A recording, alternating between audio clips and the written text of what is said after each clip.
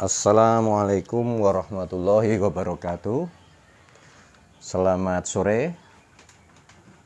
Bertemu kembali di channel Jadi Berkah Teknik. Yang kita pada video yang kemarin kita sudah membahas mengenai cara menghitung resistor. Maka untuk video kali ini kita akan membahas bagaimana resistor dikondisikan rangkaian seri dan rangkaian paralel.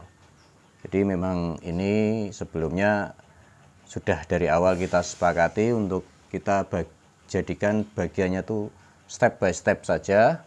Jadi videonya kami usahakan tidak terlalu panjang sehingga nanti pemahamannya juga lebih cepat, bisa diulang-ulang, tidak terlalu lama untuk menonton videonya.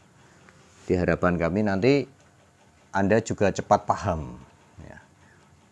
Oke. Sahabat-sahabat teknik yang berbahagia, ini rangkaian seri. Jadi resistor kalau dalam satu rangkaian itu bisa disimbolkan dengan simbol seperti ini ya seperti ini. Nah, ini simbol resistor. Bisa disimbolkan seperti ini.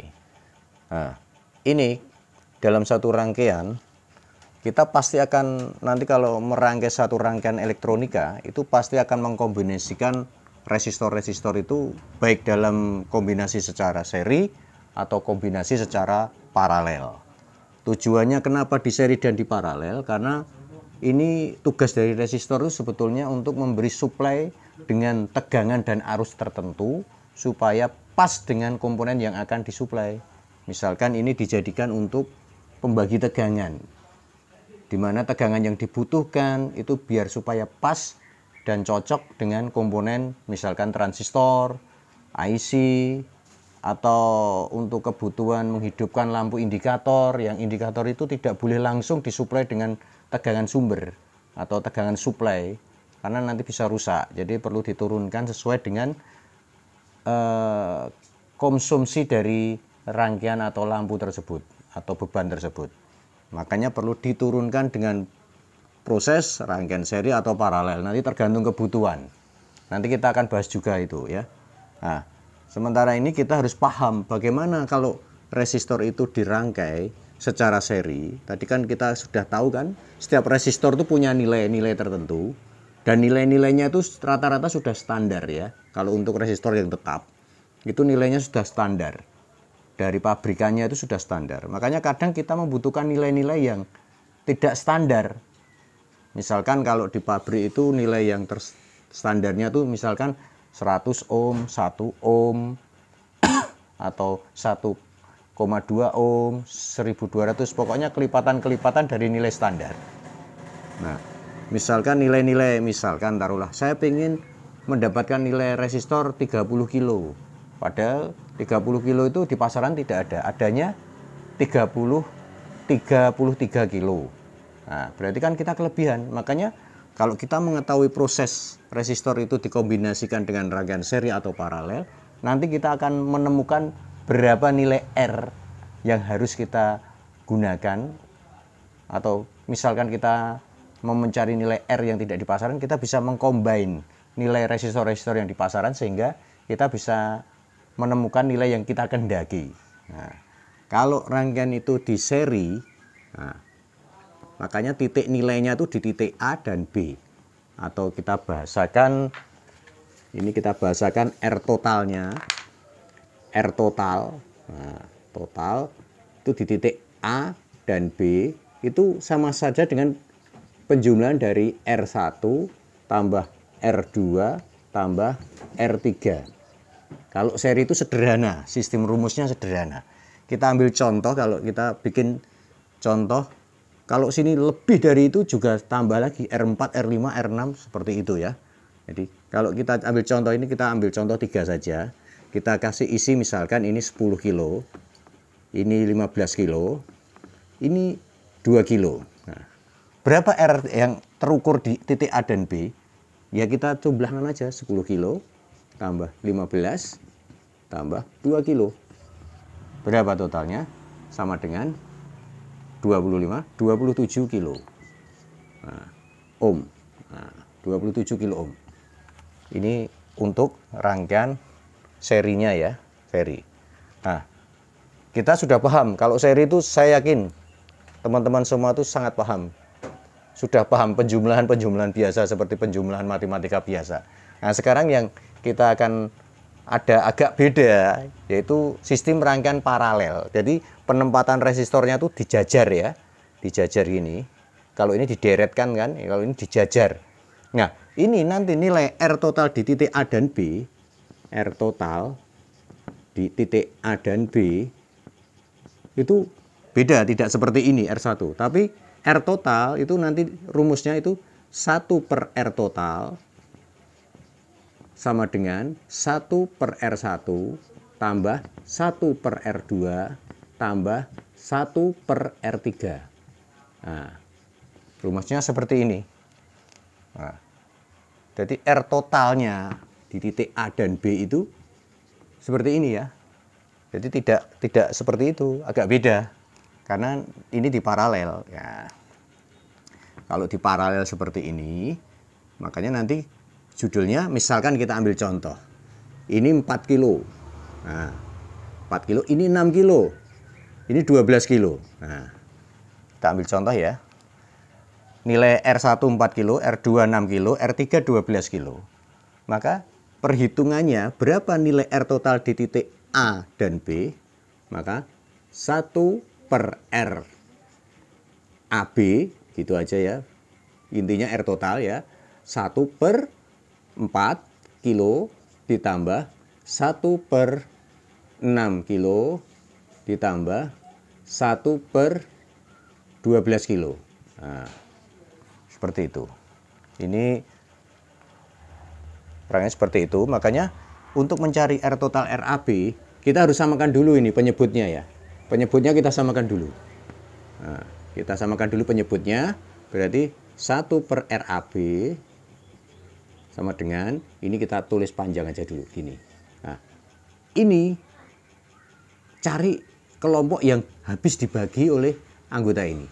Misalkan 12 bisa dibagi 6, 12 bisa dibagi 4. Berarti kita ambil 12 aja sebagai penyebut, pengganti penyebutnya untuk biar sama ya. 12 kilo. Nah, berhubung 12 kilo, makanya 4, 12 dibagi 4, tulis di sini, 3 kilo. Ditambah 12 kilo dibagi 6, 2 kilo. Ditambah 12 dibagi 12 sama dengan 1 kilo. Nah, makanya ketemulah di sini nilainya 3 kilo tambah 2 kilo tambah 1 kilo, totalnya menjadi 6 kilo per 12 kilo. Nah, sekarang tadi ini masih 1 per RAB, R total. Makanya kalau kita mau cari RAB, jadi satunya hilang, makanya di sini dibalik. Jadi 12 kilo dibagi 6 kilo. Nah, ketemunya berapa? Ketemunya di sini aja ya. Berarti R total RAB sama dengan 12 dibagi 6, 2 kilo ohm. Jadi nanti titik A dan B di sini nilainya 2 kilo ohm. Nah, apa bedanya? Apa bedanya rangkaian ini terhadap daya?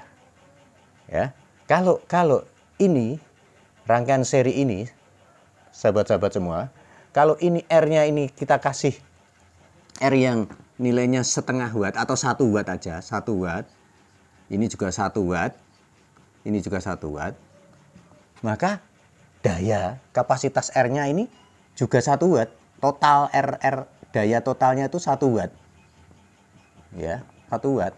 Beda dengan kalau yang ini. Kalau yang ini itu dijumlah dayanya ya.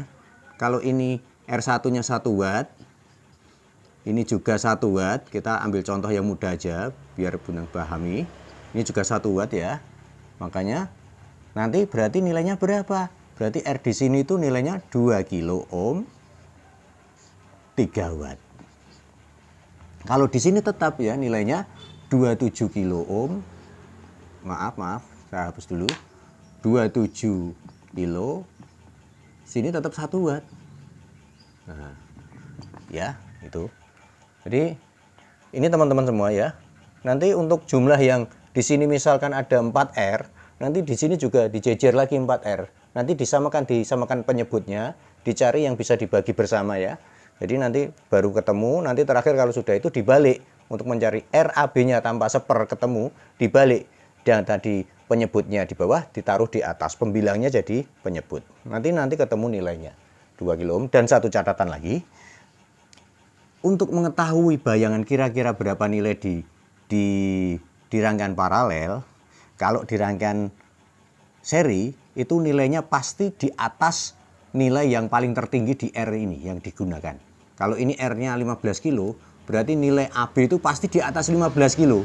Kalau situ nanti teman-teman itu kok jawabannya nilai RAB di seri itu kok lebih rendah daripada nilai R tertingginya di sini, berarti salah. Kebalikannya untuk rangkaian paralel, nanti kalau nilai RAB-nya, totalnya, itu pasti jatuhnya di bawah nilai yang paling kecil di R di sini. Berarti nanti kalau nilai yang paling kecil ini kan dari 4, 6, 12 kan 4 kilo ya. 4 kilo ini ya. Berarti nanti titik di RAB-nya pasti di bawahnya 4 kilo. Jawabannya kan 2 kilo kan. Nah, betul kan? Di bawahnya 4 kilo ini.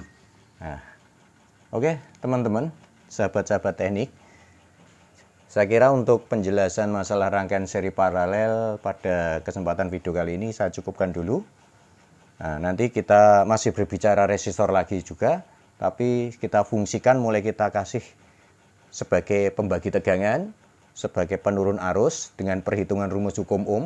Nanti next video setelah ini kita akan coba aplikasikan secara teoritis, dihitung dengan rumus, berapa kebutuhannya, berapa nilainya, nanti kita hitung dengan cara ya nanti dengan sistem seri paralel seperti ini. Baik sahabat-sahabat teknik yang selalu semangat untuk belajar, karena saya kira cukup video kali ini, dan tetap bantu saya untuk tetap subscribe, like, dan komen tentunya supaya saya lebih bersemangat dalam memberikan materi dan kita bisa saling berbagi informasi untuk kepentingan kemajuan kita belajar bersama. Demikian dari saya, terima kasih. Assalamualaikum warahmatullahi wabarakatuh.